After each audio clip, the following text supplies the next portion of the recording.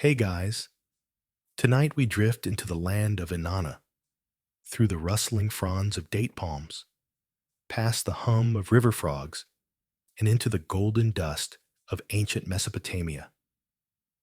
The Euphrates is wide and slow here, its surface dappled with early morning sun. You step into the story with bare feet and blinking eyes, the scent of wet clay and warm grain curling through the still air. A farmer in the distance is already guiding his oxen, slicing lines through the soil like a priest carving runes into flesh. A heron lifts off from the shallows, its wings whispering overhead. This was a world of gods and kings, but mostly it was a world of sweat and superstition. If you were born here, in a low hut of woven reeds or a narrow clay brick house, odds are good you wouldn't make it past childhood. Parasites, plagues, divine wrath, random ankle-deep holes. It was a tough time to be tender. You probably wouldn't survive this, honestly. But hey, you're just visiting. So, before you get comfortable, take a moment to like the video and subscribe, but only if you genuinely enjoy what I do here. And tell me where you're watching from and what time it is. I'm always curious how far these ancient dreams travel. Now, dim the lights, maybe turn on a fan for that soft background hum, and let's ease into tonight's journey together. You walk the canal's edge, where the world still wears its dew like a silk shawl. The air smells faintly metallic, like wet bronze and river stones, and your toes sink into the mud with each step. A young boy passes, balancing a basket of reeds on his shoulder, humming a tune that's probably 500 years old already. You catch a word or two, something about a goddess descending from the sky. That would be Inanna. Her temple looms ahead, not yet lit by the sun. It crouches on a mound above the city, like a crouched lioness watching. The steps are carved into the slope like a ziggurat's infant sibling, short, crude, purposeful. This is where pilgrims begin their day. With sandals dusty and heads bowed, they climb toward her silence. You stop beside a fig tree, already trembling with birds. Inanna, goddess of love and war, of fertility and death, is said to watch through the eyes of animals. So you nod politely to a sparrow and hope you're not being judged too harshly before breakfast. Around you, Uruk begins to stir, doors open with groaning wood and sleepy curses. Clay ovens are stoked to life, smoke curling upward like prayers made visible. A woman across the path shakes out a mat, sending yesterday's dust spiraling into today. She meets your eye briefly and gives a smile that says, "Another dreamer, huh?" In the distance, a flute plays. It's a curious thing. Historians still argue whether the ziggurat, that iconic Mesopotamian stepped pyramid, was primarily a temple, a political power symbol, or a giant astronomical calendar. What's clear, though, is that it anchored the lives around it like gravity. Everything radiated from its mass, every tax, every prayer, every street dog fight in the alley. You take a seat on a low wall, warmed by the rising sun. Someone's left a votive figurine there, terracotta, its tiny arms raised as if it's about to either hug you or scold you. You leave it be. Messing with offerings tends to make the gods fussy. And Inanna? She's not known for patience. She's complex, not in the ooh, she's mysterious way. More like she might bless your crops or destroy your city depending on her mood. Patron of sexuality, warfare, and divine justice, Inanna didn't do subtle. The myths say she once stormed the gates of the underworld just to prove a point. That's big Aries energy. You hear a sudden splash. A fish leaps from the water and lands with a slap, sending ripples to the reeds. The boy with the basket has returned, now with a frog in one hand and an expression of triumph. He grins at you, then vanishes behind a crumbling wall. And you? You keep walking. The mud path forks, one side toward the riverbank huts, the other toward the temple's processional way. You follow the scent of oil and flowers, past crumbling altars and mossy boundary stones. Here, a priest has scratched an invocation. There, someone's added a doodle of what might be a goat wearing a crown. You pass a man sitting cross-legged with a bundle of herbs in his lap, muttering. Is he praying? Cursing someone? Debatable. Fringe theory time. Some archaeologists believe these solitary murmurers were early forms of street prophets, or proto-astrologers, interpreting patterns in leaves, clouds, or random chicken movements. You offer a quiet, "Good morning," and he ignores you entirely. Typical. The temple complex yawns open ahead, walls built of baked brick, each one impressed with the king's name. Can you imagine slapping your name onto every brick of every public building in town? Bureaucratic megalomania isn't new. But hey, that means thousands of years later, we still know kings like Ur-Nammu and Gilgamesh, sort of the ancient equivalent of graffiti with divine approval. You reach the lowest tier of the ziggurat. The stairs await, broad, steep, unforgiving. No handrails, no OSHA guidelines. You start to climb, each step echoing with generations of whispered prayers and sandal scuffs. Around you, the city stretches. Flat roofs, drying laundry, courtyard goats that look suspiciously like they're plotting rebellion. Halfway up, you pause.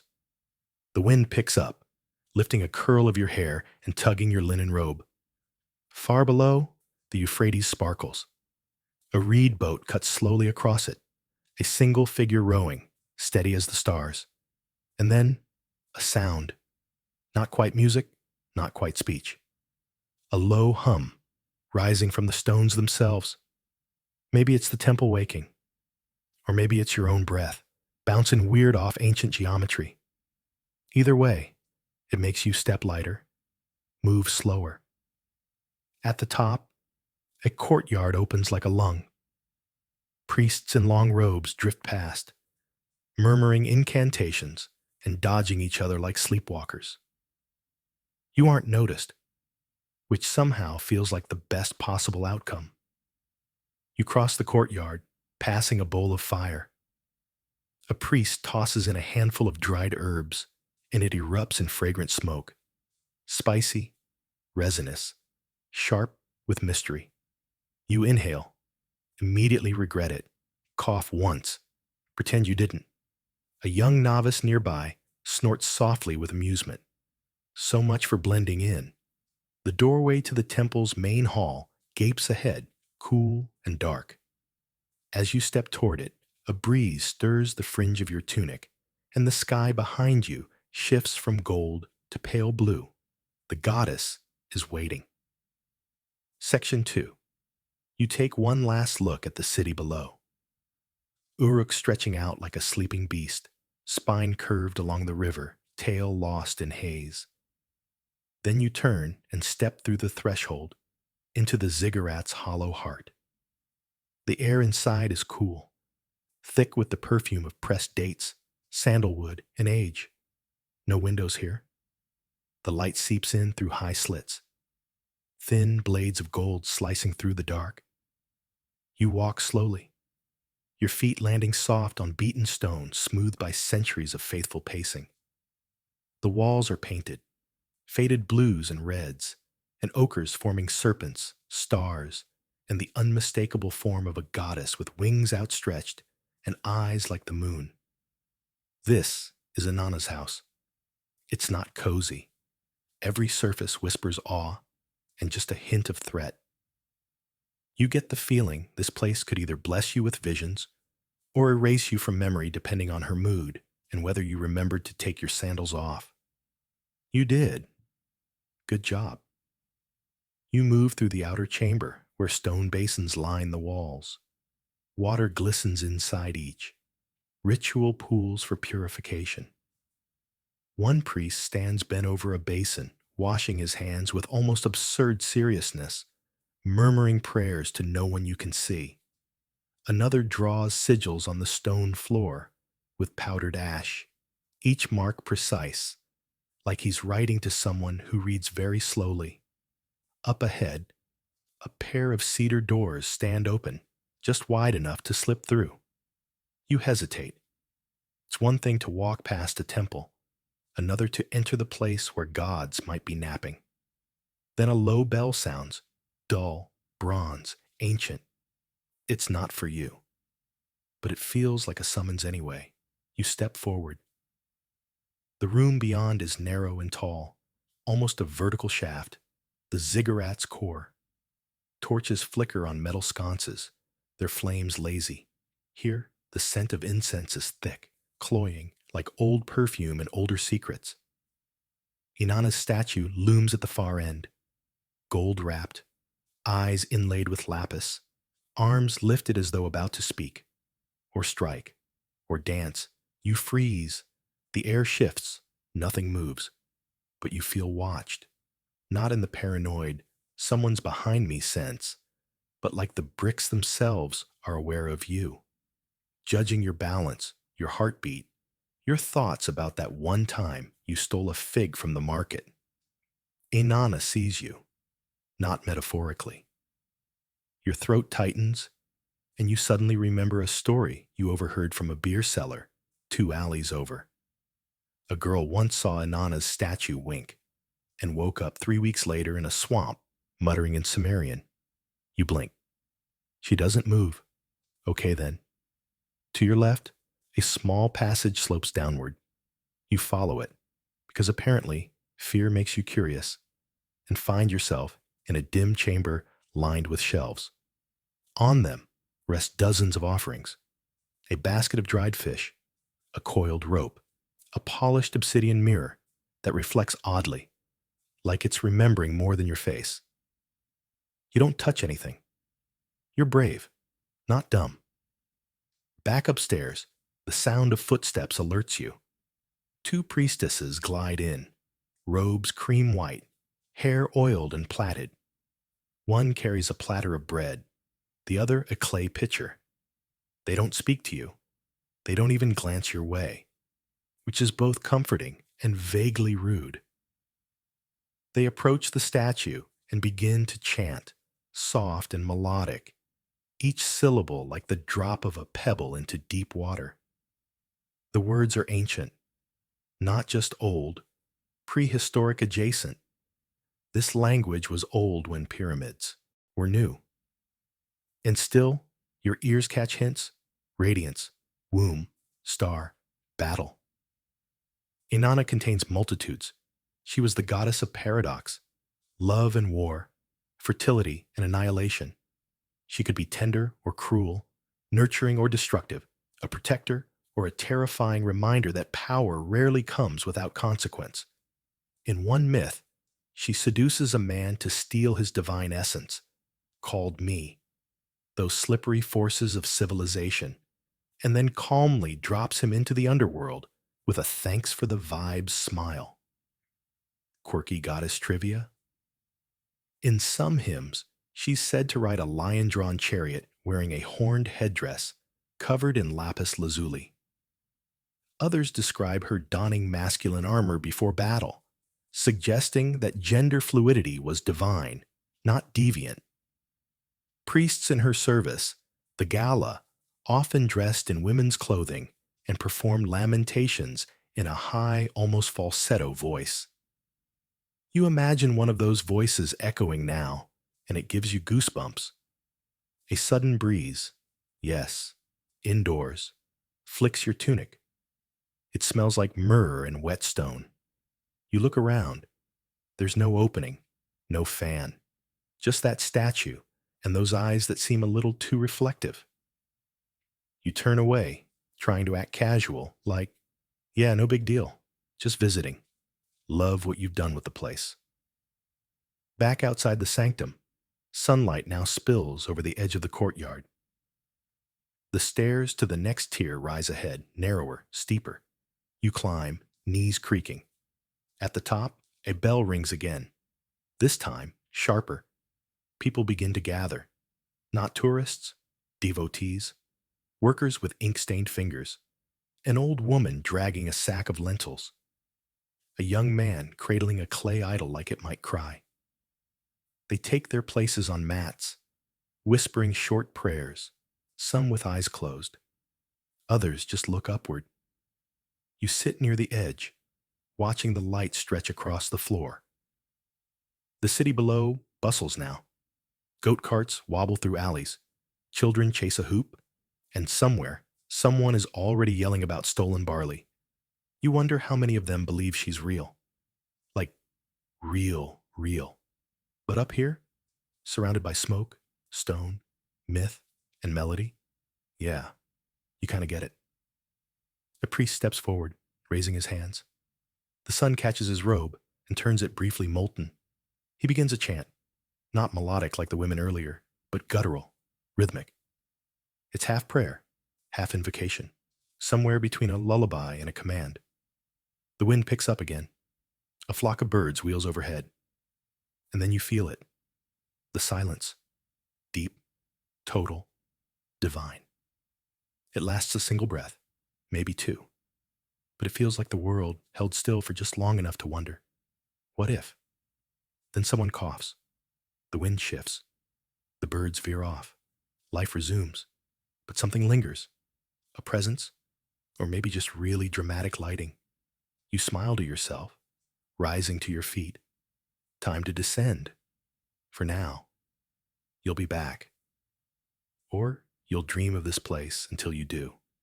You begin your descent from the ziggurat, stone underfoot warm now from the rising sun, and the low thrum of temple life fading behind you. Uruk is fully awake.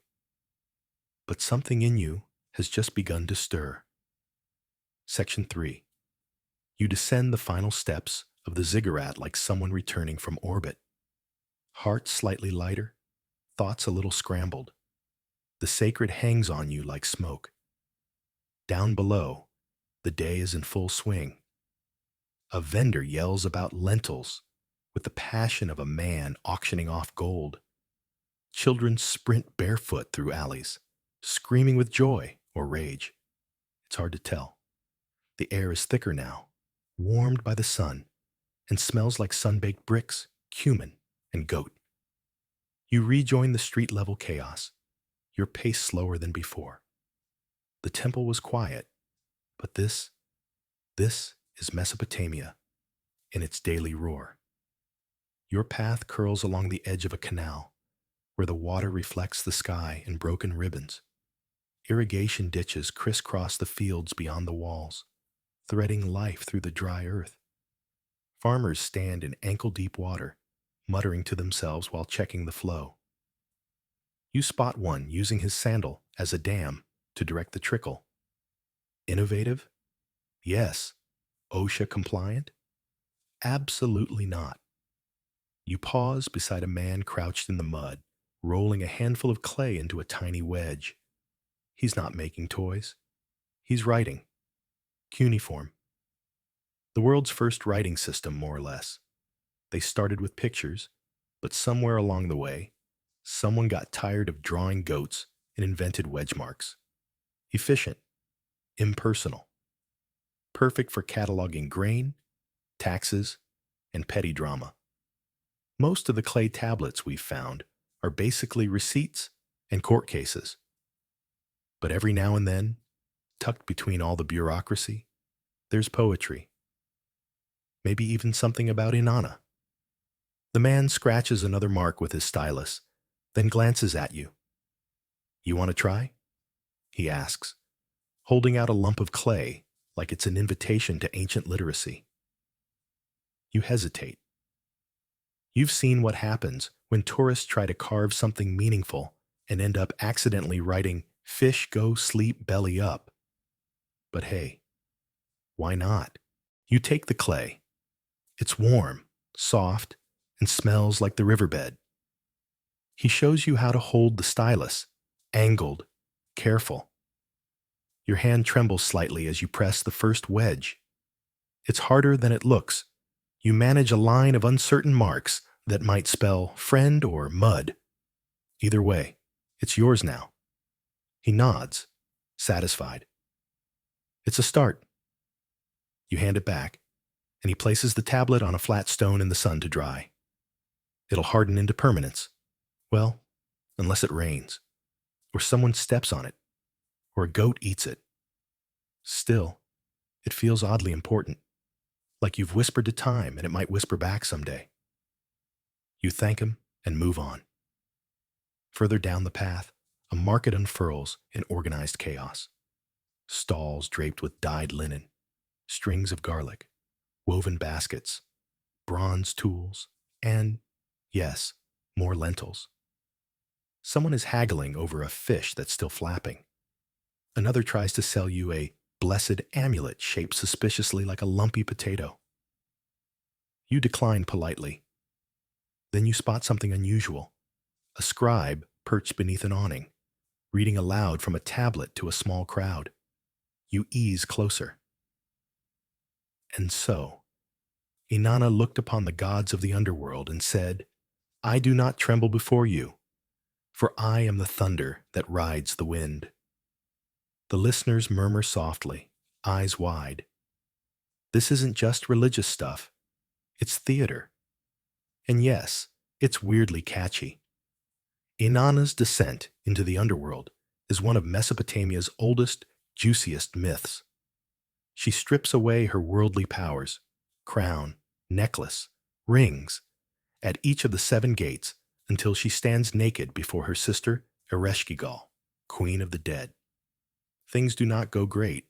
She dies, briefly, then gets resurrected mostly. The details are messy.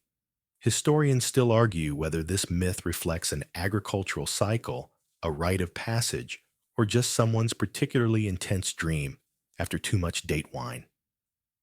The story ends, and the scribe bows. A few copper coins hit the mat in front of him. He nods to the crowd, then to you. You drop a small bead you found earlier.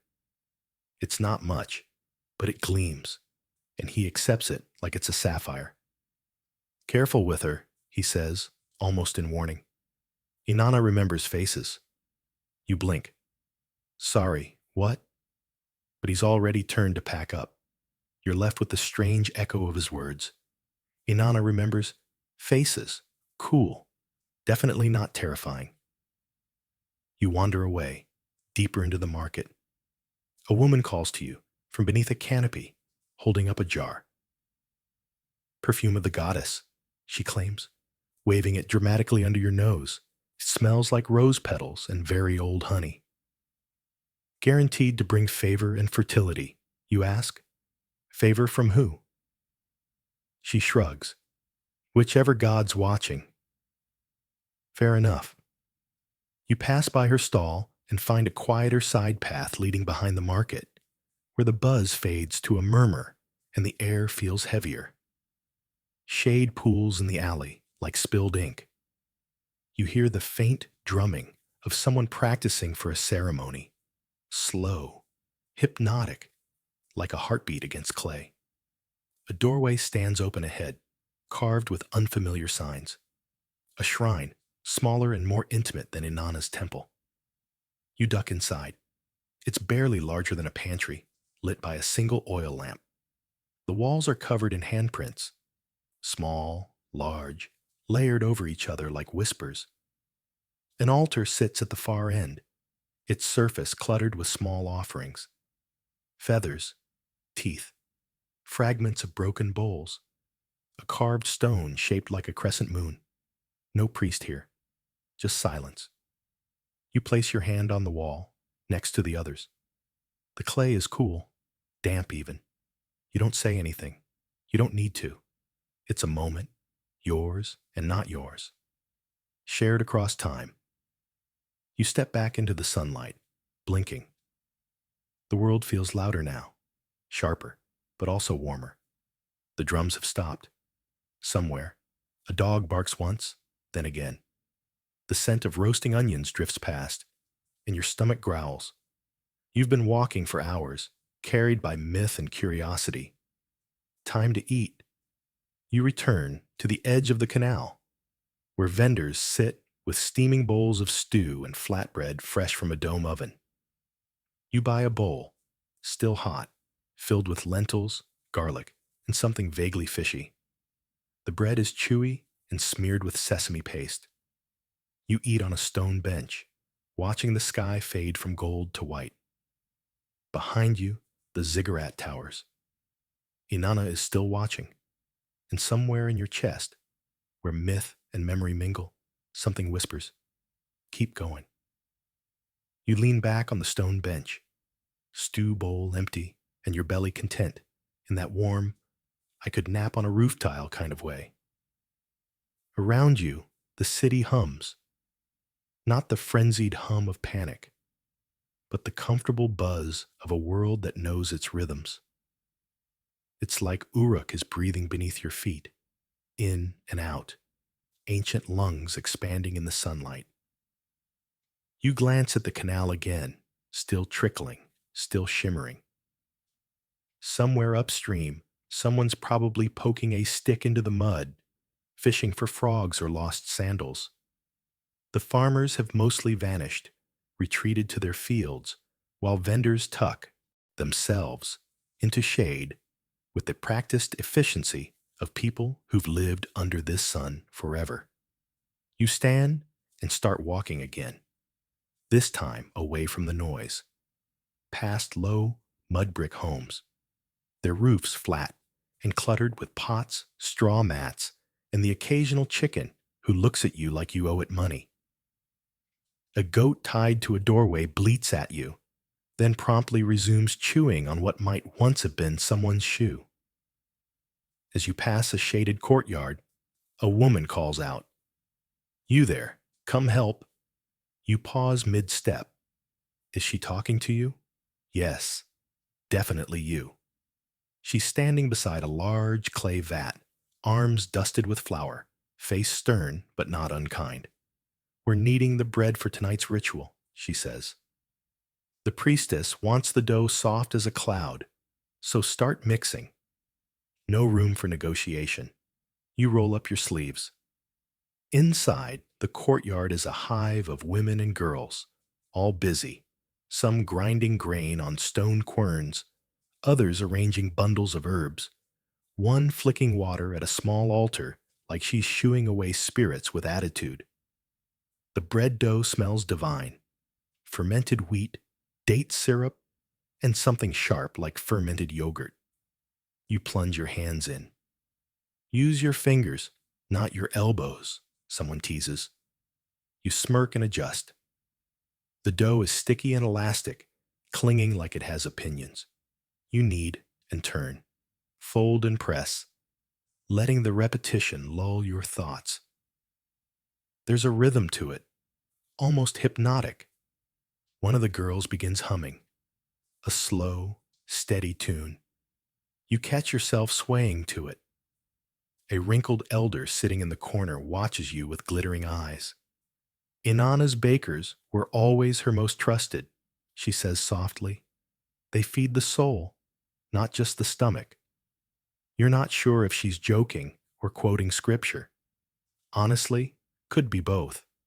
As the dough rests, someone offers you a cup of something cool and sour. Fermented barley water, maybe. You sip it, wincing. Yep, definitely fermented. Like drinking fizzy vinegar, but with a polite aftertaste. The women shape the dough into small, flat rounds and tuck tokens into a few of them. Dried beans, carved stones, even a tiny copper spiral. You raise an eyebrow. "It's a game," the elder explains. "Whoever finds the stone gets to ask the goddess a question tonight." You glance at the bowl. Suddenly bread, feels very high stakes. Once everything's ready, the loaves are placed on clay trays and carried carefully to the oven, a beehive-shaped tanur, hot as a forge. One woman, her arms scarred with old burns, slaps the rounds against the inner wall. They stick, puffing slightly as the fire licks up beneath them. The smell is unreal, sweet, nutty, with a crackle of smoke. While the bread bakes, someone begins telling a story. It starts like most Mesopotamian tales. There was once a time when nothing had a name, and even the wind was shy. This one's about a mortal girl who dreams of Inanna, but instead of offering her gifts, she dares to ask for advice. The goddess laughs, challenges her to find the answer in the stars. The girl wanders for 7 years, comes back wiser, and builds a shrine from broken pots and fallen branches. Inanna, apparently impressed by the DIY aesthetic, blesses her with vision and voice. That shrine still stands, the storyteller finishes, but you won't find it unless your heart's already halfway there. Someone claps. Another tosses a date pit over her shoulder for luck. You think about that story. Inanna isn't just about power or beauty. She's about risk, asking questions, walking into places that don't promise a safe return. You help carry the bread, now golden and steaming, onto woven trays. A breeze stirs the courtyard, lifting the scent skyward. Somewhere, a temple bell rings once. Not urgent. Just a reminder. Dusk is coming. Stay for the ritual, the woman says. You've touched the bread. That makes you part of it. You nod. Of course, you stay. As evening settles, the women lead the trays toward a nearby grove, just beyond the edge of the city. The palms there rustle like they're whispering secrets. You follow barefoot, your steps light, skin tingling from heat and dough and story. The grove is ringed with torches, their flames rising like question marks. Mats are laid in a wide circle. In the center, an altar of stones, fresh rushes, and a shallow bowl filled with water that reflects the stars, though the sky isn't quite dark enough yet. One by one, the women lay down offerings, bread, herbs, tokens, even the copper spiral. Then the oldest among them steps forward, arms raised. Inanna, she says, voice clear and steady, goddess of sky and shadow, we bring you bread from our hands and stories from our hearts. The others repeat the last line like a wave of breath. You sit at the edge, watching, participating without fully knowing the steps. And it's okay. No one scolds you. No one expects perfection. Just presence. A bowl is passed, you take a piece of bread. It's still warm, soft in the center, crisp at the edge. Yours doesn't have a token, but that's all right. You chew slowly, tasting the night, the ritual, the laughter that baked it. The chanting continues, soft and rhythmic, like water against stone. Someone sings. It's not professional. It's better. Raw, cracked, real. The melody passed through generations, sung in moments like this when gods feel near and people feel brave enough to look up and speak. You lean back, eyes on the stars now beginning to pierce the sky. 1, 2, then 5 more. A familiar hush settles. Not silence, more like the pause between heartbeats. The part where you listen for something bigger than yourself. And in that moment, under torchlight and palm fronds, with crumbs on your lips and Inanna's stories echoing in your bones, you realize something. You're not just walking through history, you're inside it. Section 5. The stars bloom overhead, ancient constellations unbothered by the passing of empires. You sit quietly, legs tucked beneath you on a woven mat, as the last echoes of the chant drift into the grove shadows. The torchlight crackles. Someone shifts beside you, murmuring a prayer half lost in the breeze. Then silence, honest silence, descends. Not the kind that's awkward or waiting to be filled. This one breathes. It holds you. For a long stretch moment, no one speaks. The ritual has ended, but no one rushes to leave. It's as if even the goddess might still be lingering, listening. You resist the urge to check your non-existent phone. A woman near the altar raises her hand, holding up a clay token. "Bean," she says simply, grinning. She's found the marker.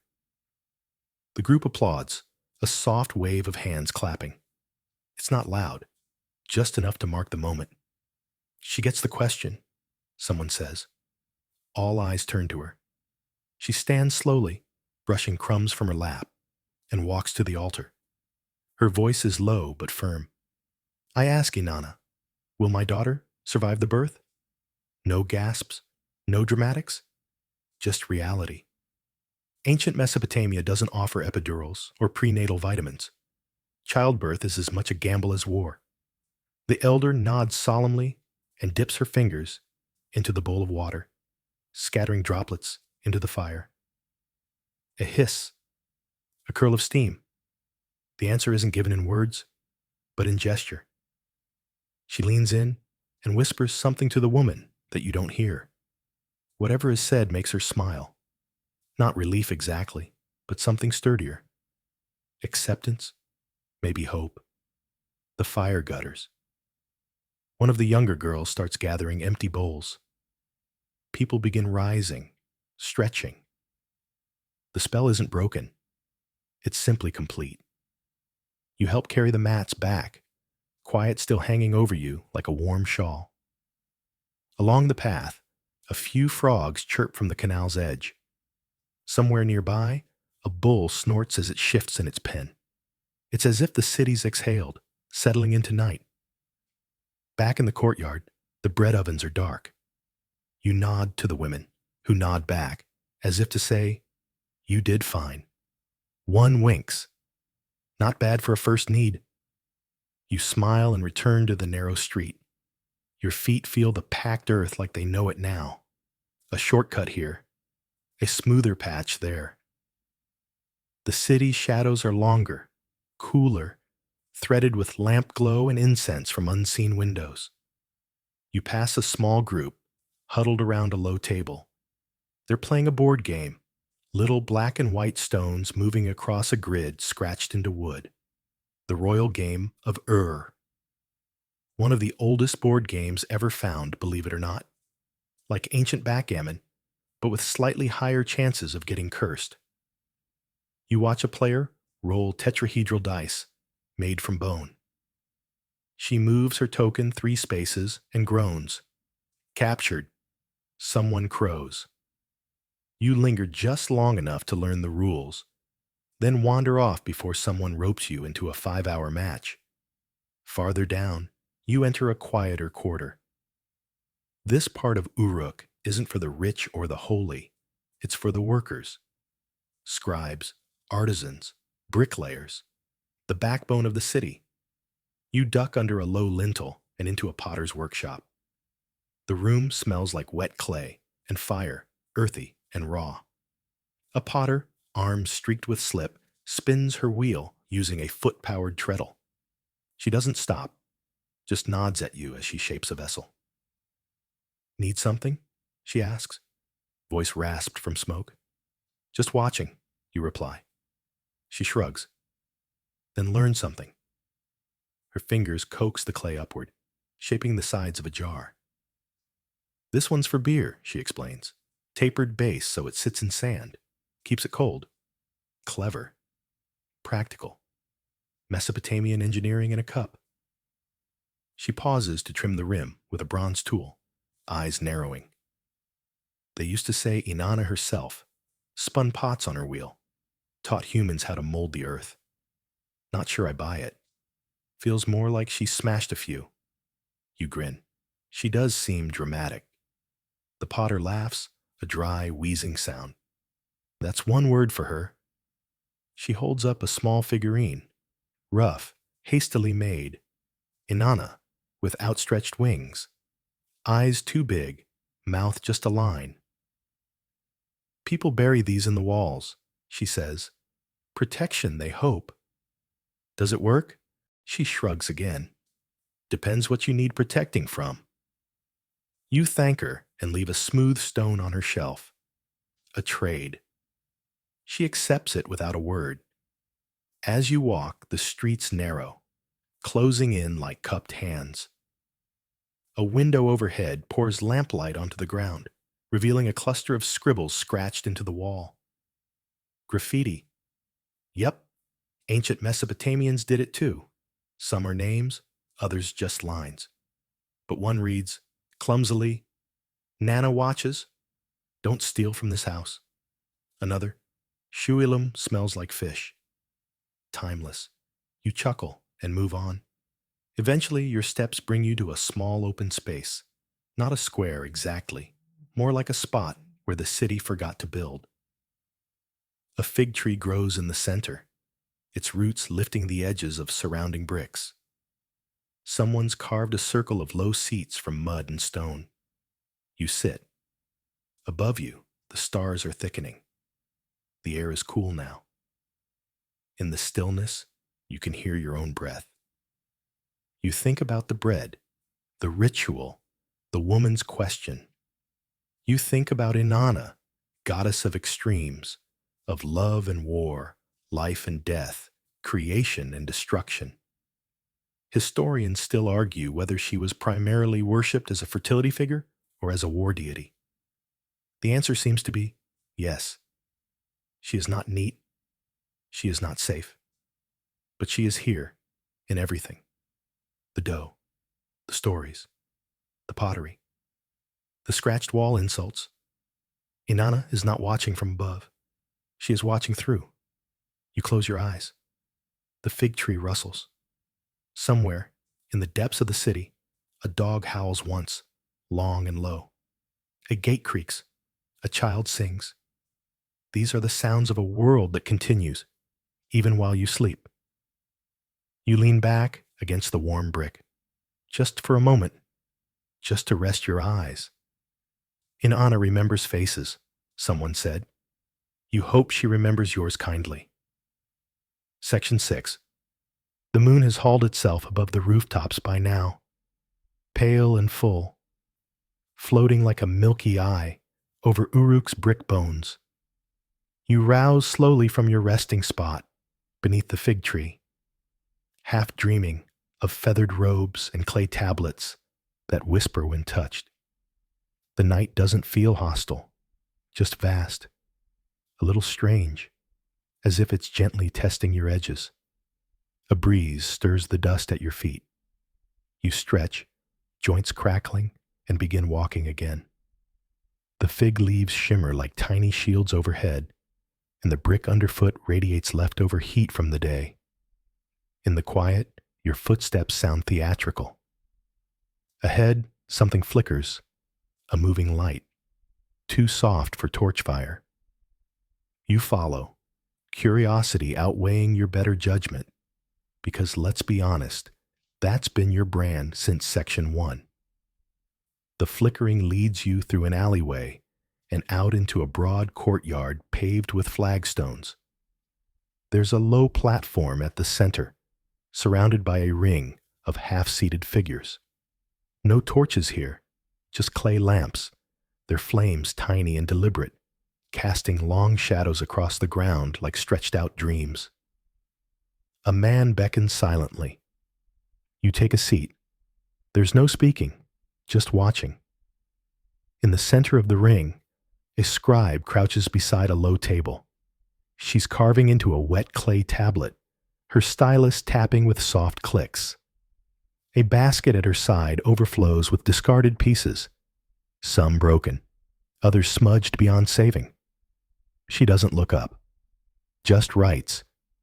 Then, one of the watchers leans forward and whispers, "Dream script," he says. They write down their dreams before the goddess takes them. You glance around. All the figures have tablets, half filled, lines of cuneiform glinting faintly under lamplight. Some are kneeling, styluses poised like miniature spears. Others sit back, eyes closed, whispering the words aloud before pressing them into the clay. A few are crying quietly, and no one interrupts them.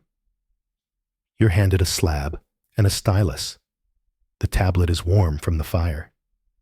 Your fingers curl around the reed pen. What do you even write?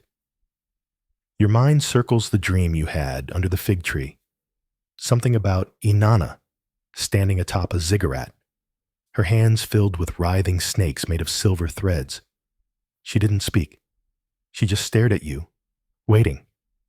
You carved the words slowly, your hand unsure but committed. Inanna is not a goddess of whispers. She is a drumbeat with teeth. She walks through dreams like a lioness looking for a mirror. She did not speak. I think she wanted me to. You place the stylus down. The man beside you nods once, his expression unreadable. Historians still argue whether these dream rites were sanctioned rituals or grassroots practices, he says softly. We think they were informal, spontaneous, but these people treat them like gospel. Someone places your tablet near the fire to dry. In that heat, even dreams bake solid. The group begins to disband, not all at once, but in trickles, like a dream ending before the best part. You rise, muscles a little stiff, and leave the courtyard with your thoughts folded neatly between your ribs. The city is asleep now, truly. No more board games, no chanting, no wandering goats with judgmental eyes, just you and Uruk's ancient silence. You make your way up a sloping street until you reach a low rooftop with open access, a ladder still leaning lazily against the wall. You climb. From here, the view spills wide. The river gleams like polished obsidian. The ziggurat looms far in the distance, massive even in shadow. Stars cluster thick over the city like beads on a royal necklace. You lie back on the plastered roof, arms crossed behind your head, and try to decipher the sky. Not like an astronomer, like a poet, like someone whose life depends on making metaphors stick. The air tastes like smoke and dates. You remember a strange tidbit you overheard earlier about how Mesopotamians believed dreams pass through one of two gates, one of ivory and one of horn. The ivory gate let false dreams slip through, while the horn gate allowed truth. You have no idea which one your silver snake vision came from, but you kind of hope it was horn. Over the rooftops, a low melodic call drifts from somewhere near the river. Not a cry for help, more like a song. You rise, curiosity piqued yet again, and follow the sound. Turns out, it's coming from a boat. A reed raft, tied lazily to a stone dock, gently swaying. A young man in a linen tunic lounges there with a lyre in his lap, plucking strings that shimmer like fish scales. He looks up and grins. "You're late," he says, "as if you were supposed to be here hours ago." You climb aboard. The raft rocks slightly as you settle in. He hands you a small cup of something floral. Date wine, sweet and surprisingly cold. Probably chilled in the river. You sip it carefully. The man plays again, singing softly. Inanna, in her silver gown, descends to cities wrapped in sound. She weeps for kings and farmers too, for dogs that bark and skies that blue. You raise an eyebrow. Did you just rhyme blue with two? He grins. Poetry's a risky business. You float there together for a while, tethered to the dock, but unmoored in your thoughts.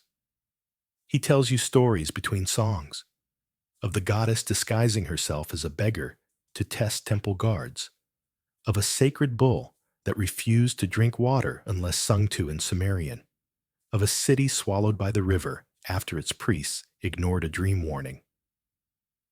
They say Inanna speaks loudest when you don't listen, he adds. You file that one away for later.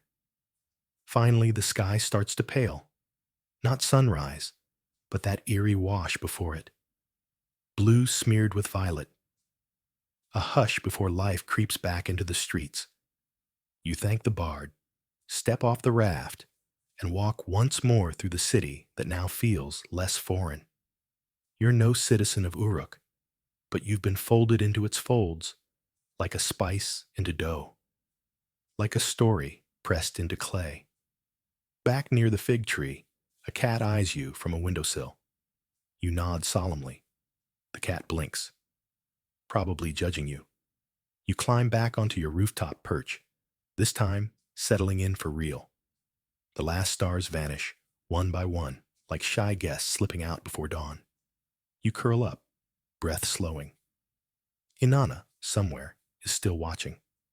But for now, you sleep. You wake to the sound of sandals slapping stone, soft conversation, and the rhythmic creak of wooden carts. The city is stirring again, gently, without alarm. A rooster somewhere is already shouting about it. Uruk doesn't do snooze buttons. You blink against the light, the sky painted in mellow ambers and soft clay pinks. Your rooftop view reveals a slow unfurling of life. Merchants unrolling reed mats in front of their homes, setting out baskets of dates, onions, dried fish. Children darting between adults with reckless delight. And in the distance, plumes of dust as donkeys are herded toward the canal. You stretch and yawn so loud a passing boy hears it and giggles. Fair. Down the ladder and back to the street, your legs adjust to movement with a few creaks. You follow the scent of something baking, spiced and nutty, and wind your way to a corner stall tucked beneath a slanting awning. A woman hands you a warm barley cake wrapped in a fig leaf. It's slightly burned, but honestly, you're not picky. You take a bite. It's dense, sweet. Possibly the first granola bar ever invented. First meals for the gods, the vendor says, pointing to a tiny bowl set beside the stall. Just a dollop of dough and a splash of water. You eat after. You nod, chewing thoughtfully. And if I already ate, she smirks, then hope Inanna's in a forgiving mood. You glance up at the sky. No lightning yet. So far, so good. Today, you decide you're going to the temple district. The path winds toward the city's highest point, where the buildings grow taller and more ornate. People wear finer robes here, striped, embroidered, dyed in rich reds and lapis blues. Some carry scrolls, others baskets filled with offerings. You catch glimpses of bronze jewelry and shells strung like constellations around wrists. The great ziggurat dominates the view ahead, rising in staggered terraces toward the heavens. Even from here, its shadow covers half a courtyard. It's hard not to stare. It's impossible not to feel small. Historians still argue whether the ziggurat served primarily as a temple, an observatory, or a symbol of state power, says a voice behind you.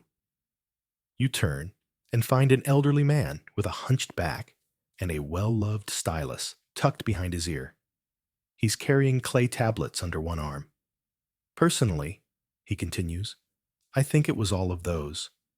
A layered symbol, you know, like onions, or bureaucracy. You like him immediately. He introduces himself as Namri, a temple scribe.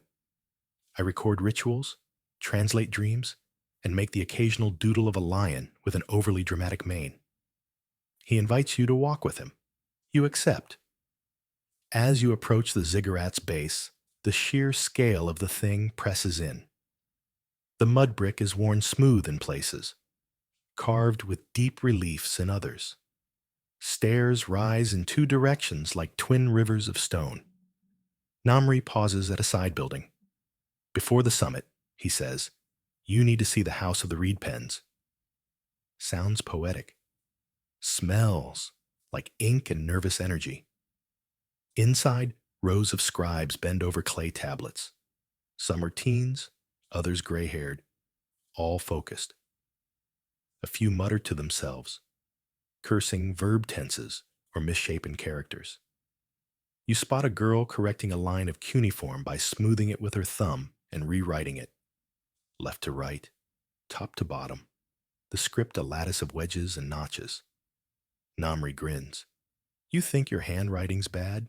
Try writing with a reed on wet clay. He leads you to a tablet on display, encased in protective glaze. It's small, unassuming, but detailed.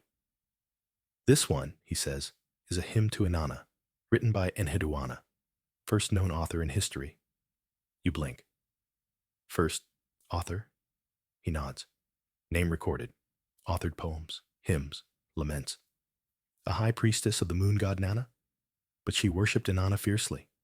Her verses are sharp, powerful, devoted. He recites a line, Queen of all the Me who rides on storm clouds. You shiver. Inanna, in words, feels no less mighty than in stone or dream. Namri waves his hand around the room. This is where she lives now. In ink, in clay, in questions, you linger in the house of the reed pens longer than expected, watching scribes work, trying your hand at cuneiform on a practice tablet. Your first attempt looks like a startled hedgehog. Namri laughs kindly. Better than my first lion. Eventually, he motions toward the great stairway. Come, time to climb. The stairs ascend in tiers, each platform revealing new angles of the city below. Markets and granaries, riverbanks and irrigation canals. People look like barley grains from this height. A donkey brays, and it echoes, weirdly musical. By the third tier, your legs are questioning your life choices. By the fifth, they're staging a rebellion. At the summit, though, wind-tousled, heart-thumping, you understand why they built this. The temple itself is smaller than you expected, almost modest. But the view? Divine. From here, Uruk spreads like a woven rug, every thread intentional. You can see the glint of distant fires, the slow crawl of the Euphrates, the desert stretching toward forever. The priestess at the summit is robed in silver-dyed linen. Her hair is coiled like a crown, and her eyes assess you as though measuring intent. She doesn't speak immediately. Instead, she offers a bowl of water and a small obsidian mirror. Look, she says simply. You do. Your reflection ripples, then shifts. In the dark glass, you see yourself standing not here, but in the dream court again, surrounded by fireflies and chanting. Inanna appears behind you in the mirror. Her wings stretch wide, her gaze unreadable. She lifts her hand and touches your shoulder. You blink. The image vanishes. Just you now. Wind-tousled, clay-smudged, uncertain. The priestess watches. She sees you, she says. You ask, what does that mean? She tilts her head. What do you think it means? Classic priestess answer. You thank her and begin the descent, feet finding familiar grooves in the stair. As you reach the bottom, you realize something's changed. Not the city, not really, but you. You've tasted her bread, spoken her name, watched her dreams dry in fire. And now she's watching back. By the time your feet hit the base of the ziggurat again, your calves are staging a full mutiny. Every step sends up a polite but persistent protest, like, hey, we didn't sign up for a stair-based spiritual awakening. You ignore them. You're still floating, slightly, not just from altitude, but from something deeper, that mirror, that feeling, that priestess's smirk that said, good luck sleeping ever again. The sun hangs higher now, casting sharp shadows across the baked streets of Uruk. It's not scorching yet, but the air's warming with that dry, grainy texture you can almost chew. You follow a narrow street down from the ziggurat, letting gravity do the work, until you're once again submerged in the hum of everyday life. You pause at a vendor selling ink-black grapes on a woven mat. You pop one into your mouth. It's tart enough to make your eyes water. A woman beside you chuckles. Don't chew them, just press with your tongue. You try again. Better, softer, almost honey sweet beneath the bite. Like most things here, layered. You thank her and wander on. Eventually, you find yourself near the edge of town, where reed houses cluster beside the river like mushrooms after a storm. This part of Uruk is less scripted. Fewer tourists, more goats, more kids with loud opinions and mud-slick ankles. You like it immediately. A boy runs past you clutching a fish nearly his size. He's followed by a shrieking girl wielding a stick like divine retribution. Neither of them slow for you. You duck into the shade of a date palm, letting the rustling leaves become your new soundtrack. From here, you spot a low circular structure near the water, half hidden behind woven fences. Smoke rises from it in spirals. People enter, disappear into the haze, and emerge damp and quiet. Intriguing. You approach and are greeted by an older woman with forearms like rolling pins. She squints at you, then gestures you forward. "Steam house," she says. "You're dusty. You smell like yesterday's sandals." "Fair." She hands you a strip of linen and shoos you inside. The heat hits like a wall, wet and thick and immediate. You blink through it and find yourself in a low chamber lined with brick benches. A shallow fire pit at the center releases steam through perfumed reeds. People sit in silence or whisper stories under their breath. You take a seat, your body instantly starting to sweat out all your secrets. A man beside you exhales deeply. "Here," he says. The goddess listens. You glance around. "Which goddess?" "All of them," he replies, "but especially Inanna. She likes things that change form. Water, steam, story." Steam curls from your arms. You lean back, lulled into stillness. It's like your muscles are sighing. You hear quiet chanting from somewhere outside. Someone praying, or maybe just humming while weaving baskets. The man speaks again. "Ever heard of her descent?" You shake your head. "Inanna," he says, "once chose to enter the underworld. Not dragged, not banished. She chose. Left behind her crown, her jewels, her robes, one by one at each gate, until she stood naked before her sister, Ereshkigal." You raise an eyebrow. "Her sister runs the underworld?" He nods. "Queen of the dead, angry, alone. Some say jealous, others say just tired." The man smiles without looking at you.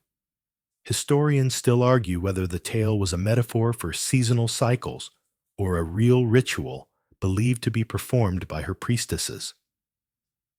You let that roll around your brain a bit. The image of a goddess willingly descending into darkness, stripped of everything, tested, transformed. The steam wraps around you like a shroud. You close your eyes and drift a little, not asleep, not awake. You see Inanna again, this time cloaked in fog. She doesn't speak, but her hands reach out and pluck a thorn from your side. You hadn't noticed it before, but its removal aches. You open your eyes. The room's quieter now. Most people have gone. You step out into sunlight, blinking, cleansed and dazed. The old woman gives you a cup of river water, filtered through reeds.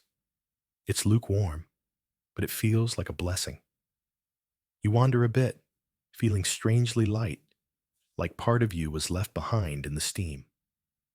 You pass a wall where children have painted scenes in bitumen and crushed ochre. Horses with too many legs, sons with sleepy faces, gods with arms raised like question marks. One child hands you a lump of clay. Make something, she insists. You hesitate, then kneel and press your thumbs into the soft earth. You shape a rough spiral. Simple, messy, but it feels right. She nods approvingly. That's for Inanna. You leave the little idol by the wall and continue toward the river, where the water glints under a canopy of reeds and dragonflies.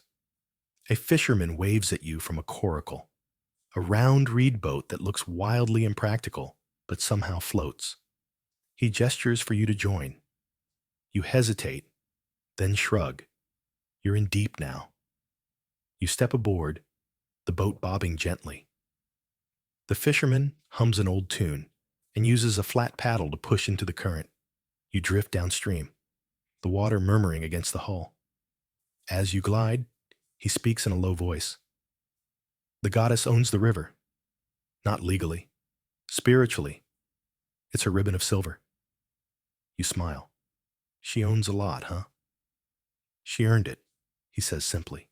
He tells you about the flood myths, how the gods once punished humanity with a great deluge, but one man, Ziusudra, survived in a boat with seeds and animals. Sound familiar? The fisherman says with a wink. You chuckle. Mesopotamia, home of the original plot twists. He nods. We wrote the first endings, and the first to be continued. Eventually, he nudges the coracle toward a soft patch of shore lined with river stone. You step out, wet-footed and grateful. You look back, but the fisherman is already drifting away, humming, fading into the reeds like a spirit. The sun's lower now. Shadows stretch longer. You find a smooth rock and sit beside the river. The air smells of mud and mint. You dig your fingers into the soil and let the cool earth anchor you. Tonight you think you'll return to the temple district. There's something left undone. Something calling. Maybe Inanna's ready to speak. Or maybe you are.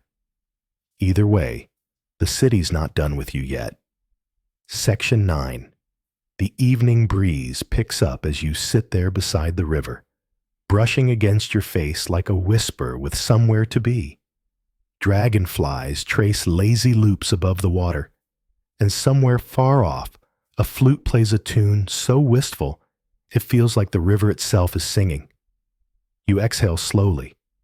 Still damp from the steam house and the coracle ride, your skin smells like reeds and ash, earthy, ancient, oddly sacred. Your fingers run through the riverbank mud, cool and thick. If someone told you this mud was once shaped into kings, calendars, and curses, you'd believe it.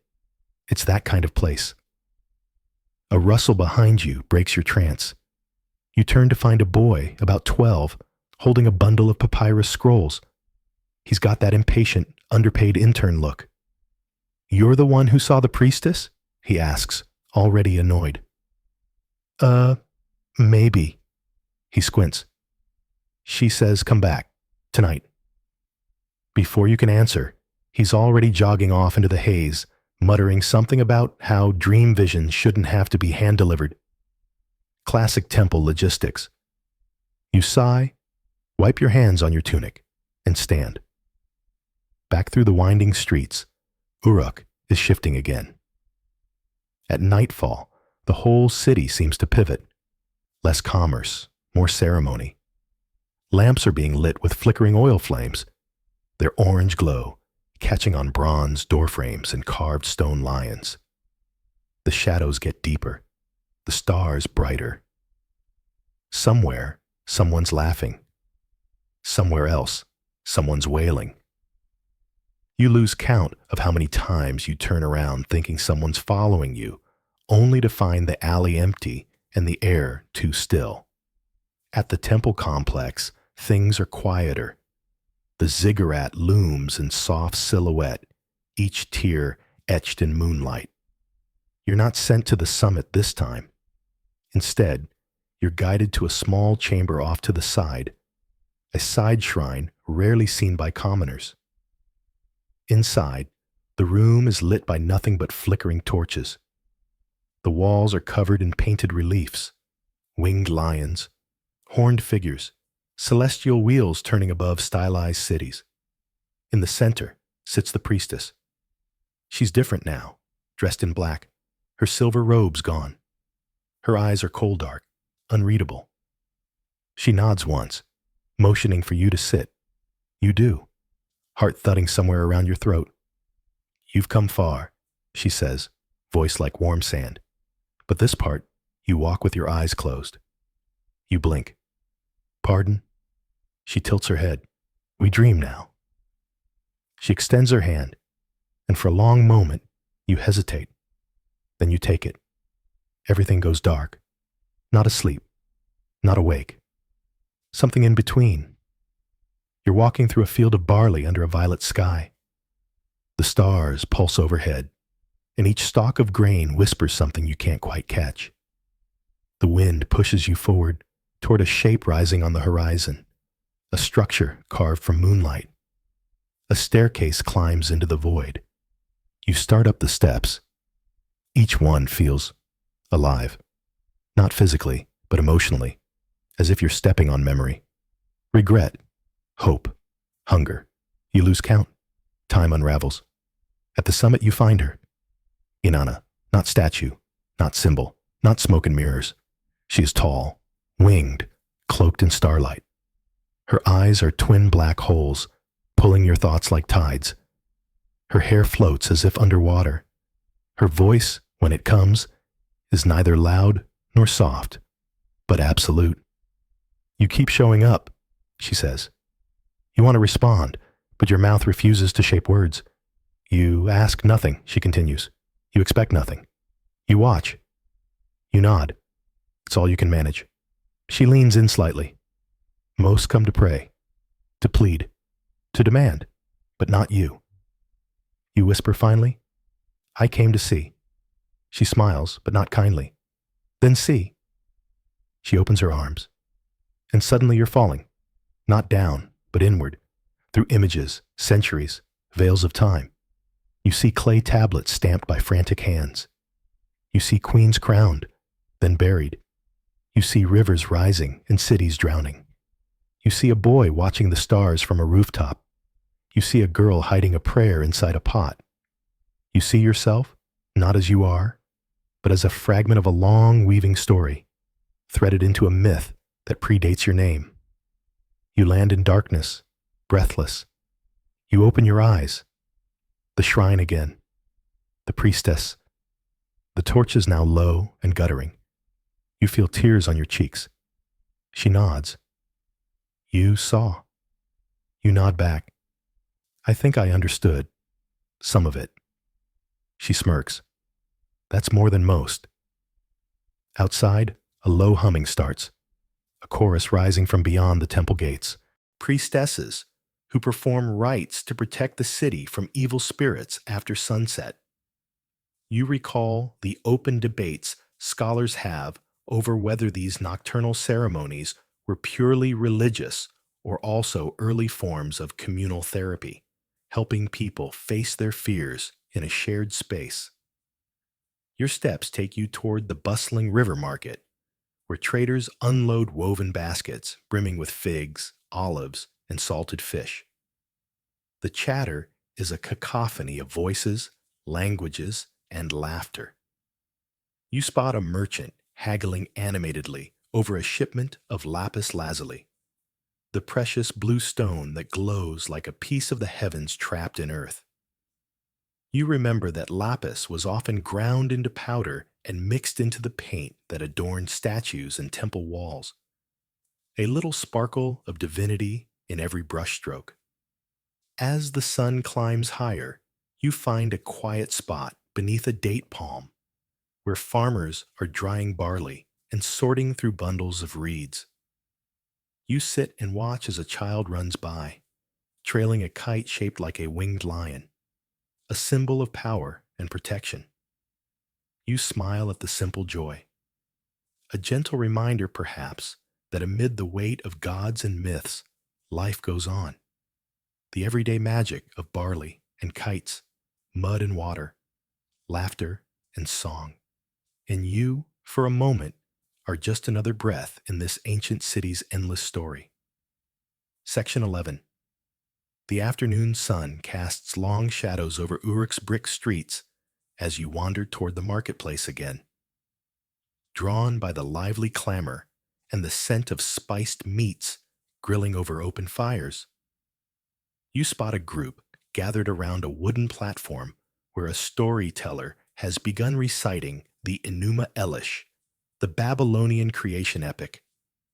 His voice rises and falls like the Euphrates itself, painting images of gods battling primordial chaos to bring order to the cosmos.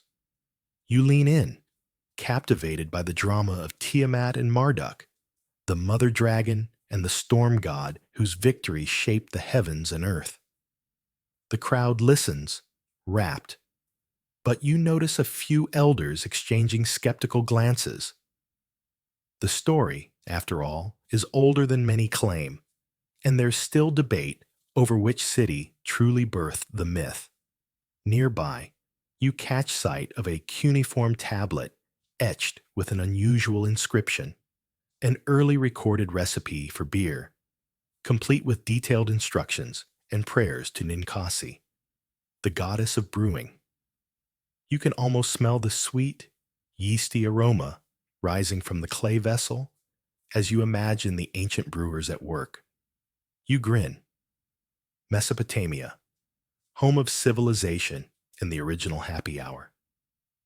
You continue to a pottery stall, admiring jars painted with geometric patterns and scenes of daily life. Farmers harvesting barley, priests making offerings, and mythic beasts guarding city gates. The potter, a stocky man with clay under his fingernails, catches your gaze. Every pot tells a story, he says, spinning a wheel. This one is for the festival of Inanna, when the city celebrates her power over love and war. You nod, remembering the dual nature of the goddess, the way she could be both nurturing and fierce. You think back to the priestess's words about Inanna's descent into the underworld, a story layered with loss and rebirth. You pause near a group of women weaving baskets, their fingers quick and sure as they work reeds into shapes that will hold grain or fish. One woman hums a tune, and the others join softly, creating a gentle chorus that drifts through the marketplace. You find a quiet corner and take out the small clay spiral you shaped days ago. Running your thumb over its curves, you think about how the spiral is a symbol found throughout Mesopotamian art, representing cycles of life, seasons, and stories. The same cycles you've been tracing in your own journey. You feel a sudden itch for something sweet and follow your nose to a stall selling honeycombs and figs. You buy a small cluster of figs, their skins soft and warm from the sun. As you bite in, the sticky sweetness drips down your chin, and you laugh quietly at the mess. A child nearby giggles and offers you a cloth to wipe off. You thank her, noticing the henna patterns painted on her hands, intricate designs that promise protection and blessings. The day begins to wane, and you hear the distant call to prayer from a minaret rising above the city walls, a reminder of how layers of history and belief continue to unfold here.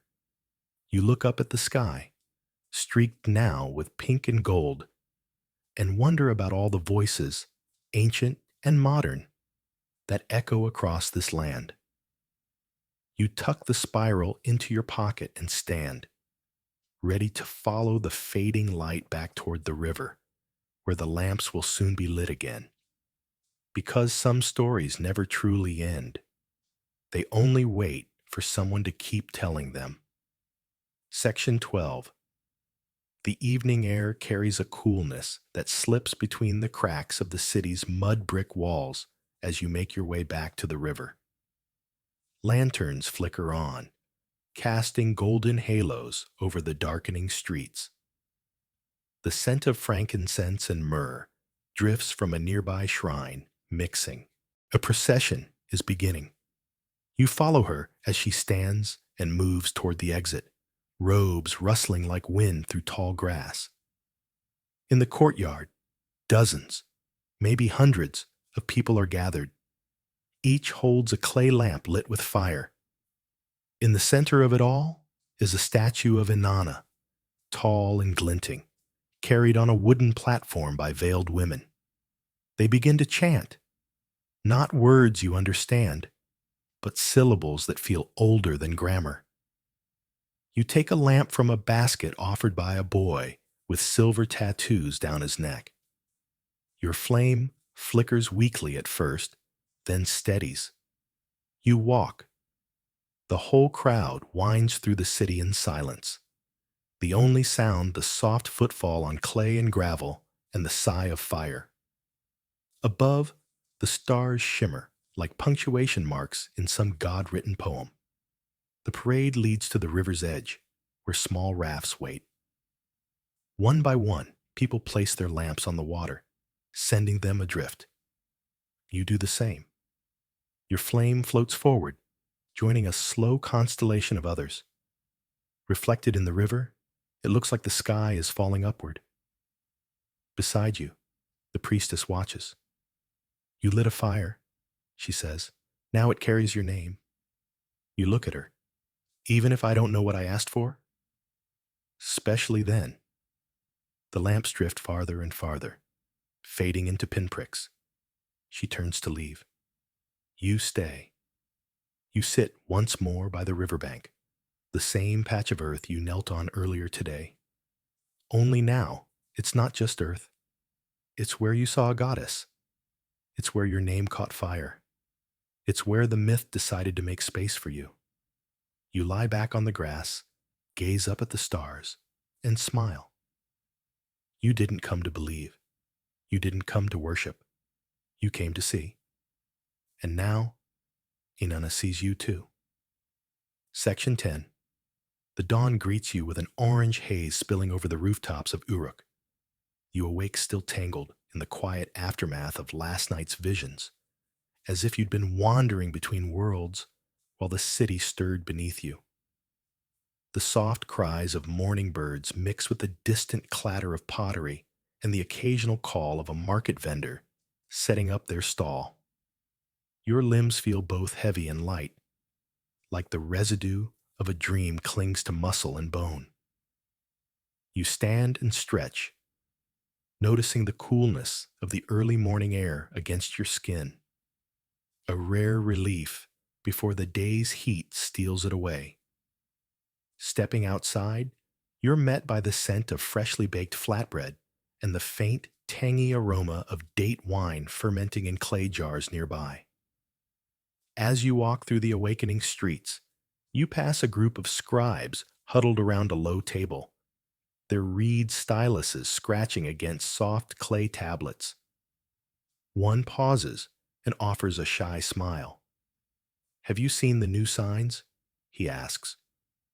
"We've started using a different cuneiform to mark the new year. Less confusing, hopefully." You peer at the tablet he holds.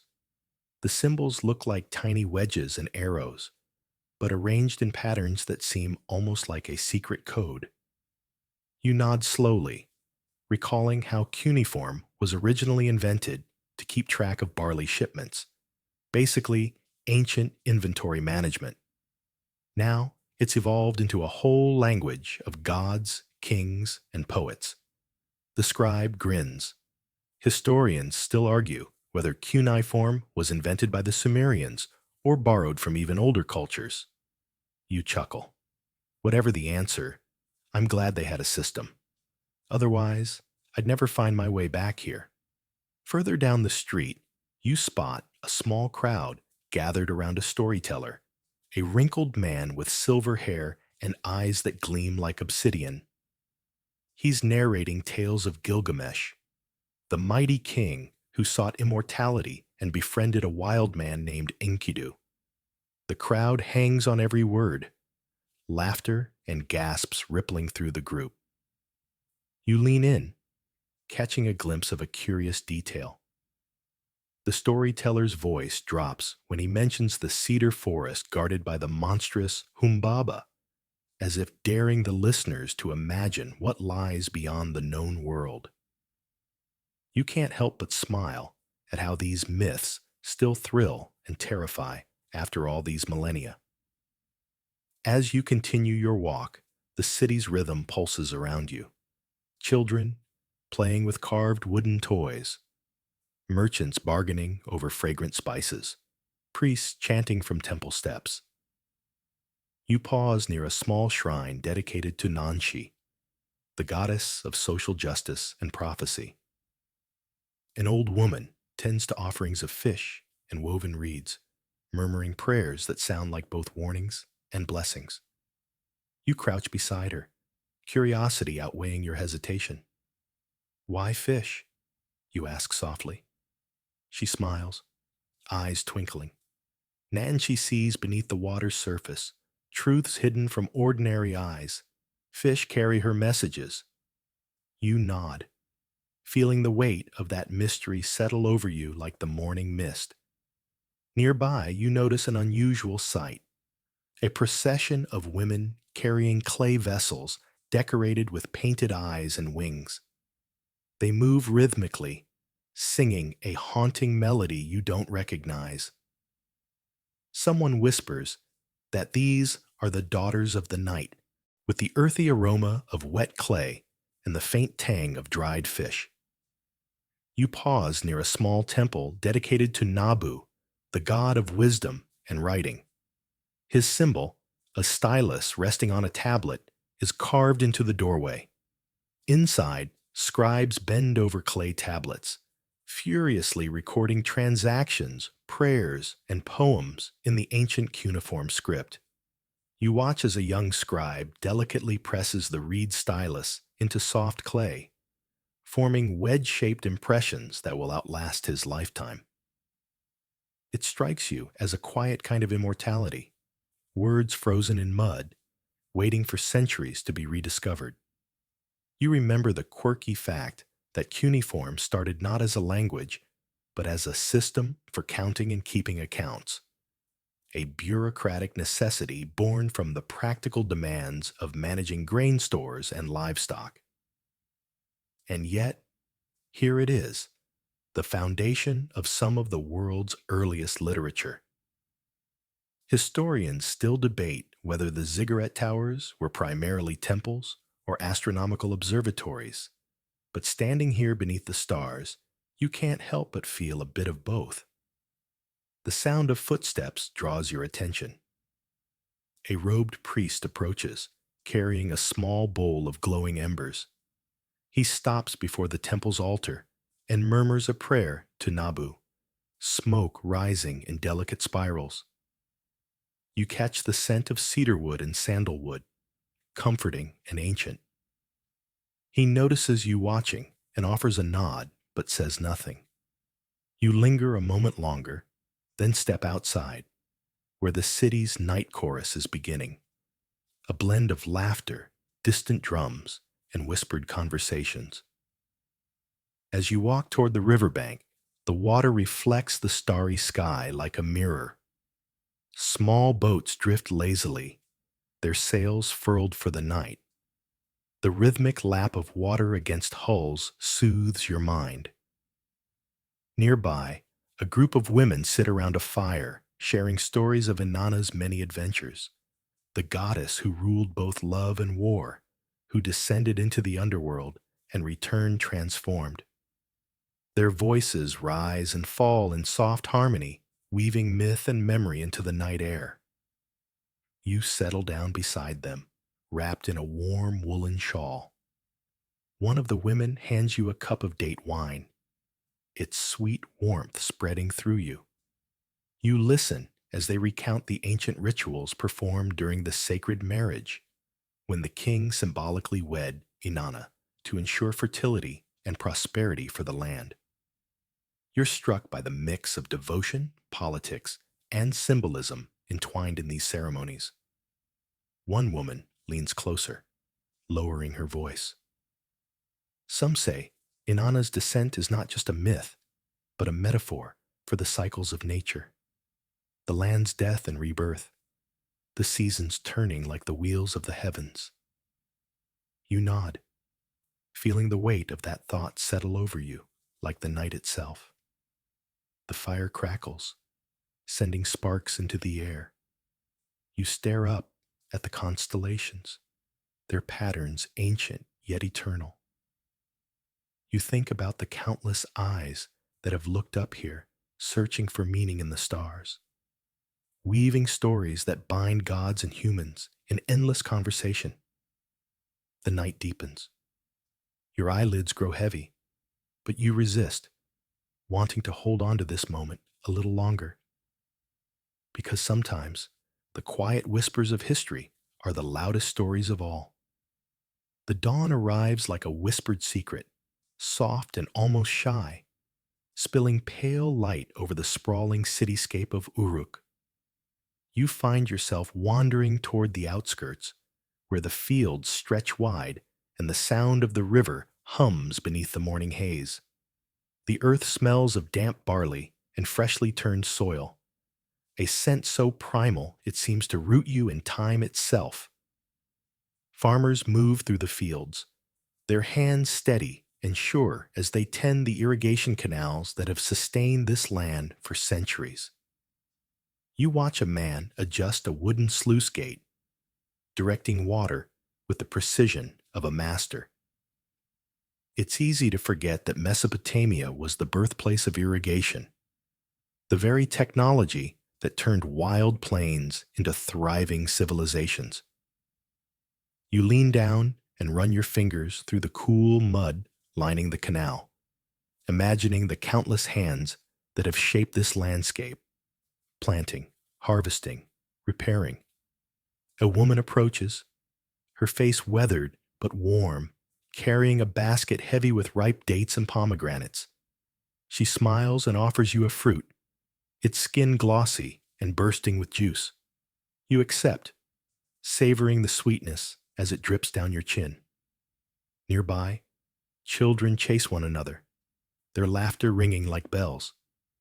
One child waves at you, clutching a small clay figurine, a winged bull, perhaps a guardian for their home. You remember how these mythical creatures were carved on palace walls and city gates, symbols meant to protect against evil and chaos. You walk along a raised path that leads to a small temple dedicated to Enki, god of water and wisdom. The building is modest, but intricately decorated with blue glazed bricks depicting flowing rivers and aquatic life. Inside, priests pour water from ornate vessels into basins. The ritual is a plea for purity and renewal, a reminder that water is life's sacred thread. You feel the cool mist on your face, a blessing in this ancient place. Historians still debate the exact role of Enki's cult, whether it was more about practical water management or spiritual cleansing. But standing here, it's clear how deeply intertwined the two must have been. As the sun climbs higher, you spot a group of artisans crafting jewelry from gold and lapis lazuli. The intricate designs shimmer in the light, reflecting the same celestial patterns you saw painted in the temple shrines. You try to imagine the hands that made these treasures, careful, skilled, mindful of beauty and power. A sudden breeze carries the faint sound of drums and flutes from a nearby village. The rhythm is hypnotic, inviting you to follow. You step lightly toward the music, finding yourself at a festival celebrating the harvest. People dance in circles, their feet stirring dust and laughter. The air is thick with the scent of roasted lamb and sweet spices. You join the dance, feeling the pulse of the earth beneath you, the beat of community and celebration. For a moment, you are not a visitor from another time. You are simply part of the ancient story unfolding all around. And as twilight beckons, You know the cycle will continue. Seed, growth, harvest, rest, woven endlessly through the fabric of this land. Section 14. The evening settles gently over Uruk, draping the city in hues of purple and gold as the sun dips behind the distant hills. You find yourself drawn once more to the great ziggurat, rising like a stepped mountain against the fading sky. Its tiers glow softly in the twilight, a beacon that has called countless generations to worship and wonder. You climb the worn stone steps, each one echoing with stories of sacrifice, celebration, and quiet contemplation. Near the summit, the air is cooler, carrying a whisper of the divine that seems to vibrate in your bones. The temple at the top is small but radiant, its walls painted with scenes of Inanna's triumphs and trials. You pause to trace the carvings, Inanna's descent into the underworld, her reunion with Dumuzi, the sacred marriage ceremony that sealed the bond between goddess and king. It's a tapestry of love, loss, and renewal, threaded through with the pulse of the city below. You think about the scholarly debates. Was this ziggurat primarily a temple to Inanna, or did it serve as an astronomical observatory, a place where priests charted the stars and gods guided human fate? Standing here, you sense it might have been both, a bridge between heaven and earth. A gentle breeze stirs the fabric of your robe as a soft chanting begins from below. You lean over the edge and see a procession winding through the streets, carrying torches and sacred relics. The festival of Inanna is underway, a night when the city honors her dual nature, both fierce warrior and tender lover. You follow the procession down, drawn by the rhythm of drums and the flicker of flame. Women sing haunting melodies, their voices rising and falling like the river itself. Men carry offerings of flowers, fruit, and finely woven textiles, each gesture steeped in tradition and reverence. You mingle with the crowd, feeling the pulse of community as it hums through the ancient stones. Children dart between legs, their faces painted with symbols of protection, their laughter light and free. You catch sight of a young priestess, her eyes shining with a secret knowledge. She offers you a small token, a pendant shaped like a lion, Inanna's sacred animal. You clasp it in your hand, feeling a sudden warmth spread through your chest. It's a reminder that even in the vast sweep of history, individual stories matter. Moments of connection, faith, and hope. As the night deepens, the city quiets, but the energy lingers like a gentle heartbeat. You find a quiet spot beside the river and watch the flames of the procession reflected in the water's surface. The stars above twinkle with ancient light, and you realize that you are part of a long lineage of dreamers, believers, and storytellers. In this timeless place, the whispers of Inanna weave through the air, carrying the promise of tomorrow. Night deepens over the city, and the sounds of celebration gradually soften into a serene quiet. You walk slowly through the deserted streets, the only light coming from flickering oil lamps that cast dancing shadows on the mud brick walls. The air is cool now, carrying the faint scent of jasmine and burning incense from a nearby shrine. You pause at the edge of the Euphrates, watching the gentle ripple of the water beneath a canopy of stars. The river has been the lifeblood of this land for thousands of years, bearing stories, grain, and dreams along its steady current. You imagine the countless feet that have trod these banks, from farmers and priests to kings and poets, all weaving their lives into the tapestry of Mesopotamia. A soft wind stirs, whispering through the reeds, and you hear the distant echo of a lullaby sung by a mother to her child, a song passed down through generations, carrying the hopes and fears of an ancient people. You feel the weight of history and the lightness of the moment suspended between past and present. You recall the curious ritual of burial under the house, where ancestors were interred beneath the floors, keeping family ties strong even after death. It's a strange, intimate practice that speaks to the deep connection between people and place here. You also think about how scholars still debate the nature of the city walls, whether they were built mainly for defense or to display power and pride. Standing here, you realize they were probably both shields against enemies and symbols of identity. As your eyes adjust to the darkness, you spot a small fire flickering near the temple steps. A lone figure tends the flame, keeping the eternal fire burning through the night. You wonder about the sacred duty this entails, guarding a spark that represents life, hope, and the divine. You feel a gentle pull to lie down by the riverbank, the earth cool and firm beneath you. The stars wheel overhead in silent procession, and you let your mind drift, carried on a river of dreams. Because every night in this ancient land is a bridge between gods and mortals, life and death, myth and memory. And you, dear traveler, are invited to cross it again and again, as long as the stars keep whispering.